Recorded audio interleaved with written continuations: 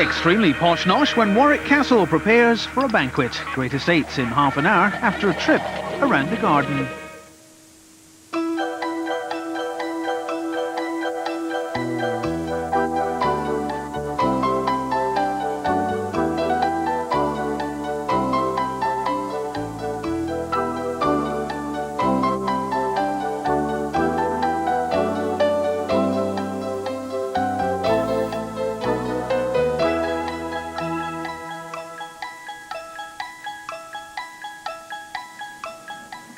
Hello and welcome to the last day of Collector's Lot in the garden from Iford Manor in Wiltshire.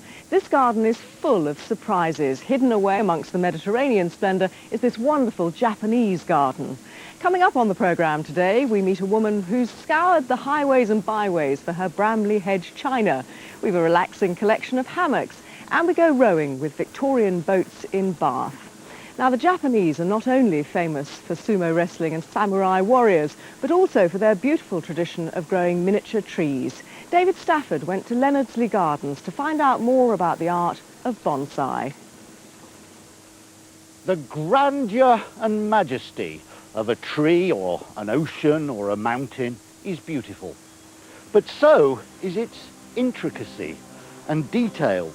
The problem is that while you're appreciating the grandeur and majesty, it's hard to appreciate the detail, and vice versa. But here at Leonardsley Gardens in Sussex, they've squared that particular circle.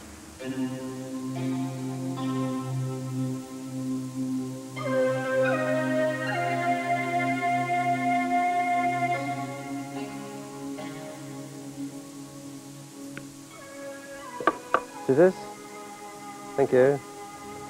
Ken, the idea of making trees smaller, excellent though it is, some might find slightly bizarre. When did it first start? The earliest records that we know about are in China. They've been doing things in bonsai, or they called it penjing, for about 2,000 years. These days we associate it more with Japan. That's right. I think like lots of other things, the Japanese took things on and tried to create their own image, which they have done successfully over the last 1,200 years. What's the joy of it for you? I get enjoyment out of seeing the trees take shape and being able to nurture them and just see the beauty of them at the end result, really. This is a Japanese larch, a Larix leptolepis. Very, very good material for bonsai. I say that because it has the small needles or leaves, and they just don't get anything much bigger than this, so the proportions can be right. So what I'm going to do is just put this piece of wire straight push it down into the soil here, and just gently wind it up the trunk. Yeah. So I take that right to the top, get it up to the top there, and just snip the excess off, okay? So that is now the trunk wired. But just to demonstrate, you can do what you like, you can bend it and it stays in position. Hey presto.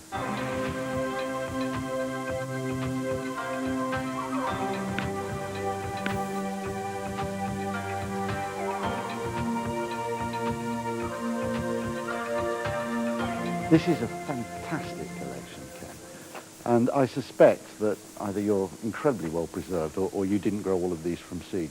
The older ones are either Japanese imported trees, which I've imported myself or acquired from other people. And some of the other older trees are trees which have been collected from Leonardsley Gardens itself. I mean, it's not just the actual shrinking of the tree, if that's the right word, but it's also the whole arrangement is part of it. I'm looking at that, is it a rhododendron? Yeah, that's a perfectly naturally formed root structure on that tree.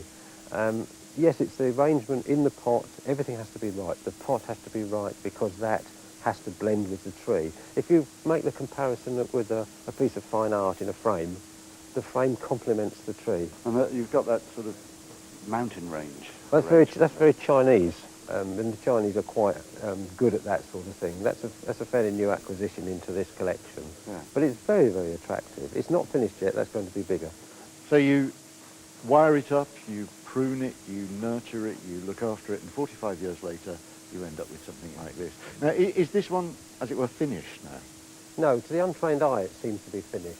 But there's lots of pruning that needs to be done through the growing season to maintain this shape. If it wasn't pruned correctly, it could grow into a full-size tree. But to keep this under control, one needs to take just the very long shoots, which are this sort of shoot here, and that just needs to be cut back in to take the growth back. And by doing that, it forces the tree to bud deeper inside the twig structure, so that it increases the twig structure and makes the tree even greater in appearance. Well, I'll leave you to get on with it. Thanks very much Right, for sharing okay. this, Ken. Thank you. Thanks a lot. What an incredible tree.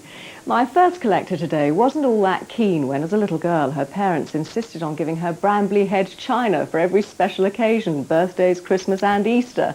But her attitude has certainly changed since those days. Emma, welcome to the programme. Hello. How old were you when your parents first started giving you this china? I was about 2 or 3. And which were the original pieces they gave you? The Winter Cup and Saucer, Lord Woodmouse and the Trinket Box. Why do you think they were so keen on these items that go with the books? I think they felt it was just something that I could keep forever. I don't think there was anything else behind it. I think they just thought it'd be nice to have something to keep other than just toys and things. So when did you really start to appreciate the collection and feel that it was your own? About 3 or 4 years ago, I had so much of it that I decided to sort of start looking for the retired pieces. And I just met my boyfriend, and he was really amazed at how much I had, and encouraged me to start looking at other makes, brands, and sort of generally helped me financially to sort of get it all. Now, lots of these are Royal Dalton, aren't they? But Yep. they're not the only manufacturers then. No, there's Border Fine Art, which is like a resin base. Those little figurines there. Yes, and then you've got the Crummels enamels. They did mainly boxes and a picture frame, and then an Esco, which were mainly pewter based. And they did a few tins and other knickknacks, but nothing to the extent of sort of cups and saucers and plates. When you say retired pieces, does that mean that a lot of these items have come on the market and then been withdrawn? That's right, yeah. So are you going to dealers to try and find these items, or are they too new for that? A lot of the pieces that are actually out have actually come from dealers because they're just not obtainable from shops or anywhere else. Were they surprised that someone so young was collecting so Yes. avidly? I had quite a lot of trouble because I was so young. A lot of them would promise me things and then sort of sell to somebody else. I managed to find one dealer that was very, very good, and everything that came up in Brambley Hedge he sort of kept for me, and I sort of bought it. What appeals to you about the fictional world? They live in a world where there's no problems, there's no bad. They sort of go day to day, having fun, having sort of festivities, parties. Very much linked to the seasons of the year. That's too, right, aren't yeah. they? Yeah, there's normally a major festivity for each season. What I love about them too is just the sheer detail. I mean, you get a family group like this and you've got the hats, you've got the flowers, you've got all the kind of christening gowns that go with it, and when you see a dresser in a room, you've got all the details, the china, the copper, everything. She must have a fantastic eye, Jill Bartlam. There's nothing been missed out. The research has been done brilliantly, and they've been illustrated brilliantly. You've actually met her, I gather. Yes, I have. She's a very shy, quiet person, and to a certain degree you're blocked out from her world. You get an insight through the books, but there's a piece of it that only sort of she knows about, really. Which of all the pieces here do you cherish the most, do you think? I really like the lampstand. That's a pretty unique shape. They only did one of those. And I also love the picnic plate. That's this one here with the bluebells. That's right, yes. It's from the Spring Story. And do you have just about everything that was ever produced now? From the major companies, yes. There's a few pieces I'm missing from like an Esco. But as far as like the stationery and the pictures, I mean, I've got examples of every manufacturer that ever did anything. Well, you have a lot to thank your parents for, I think. Emma, many thanks for bringing Thank it you. all in to show us. If you have a collection which, like Emma's, is simply the best, we'd love to hear from you. Please write to Collector's Lot, PO Box 17, Plimpton, Devon, PL7 5YG. Now it's time for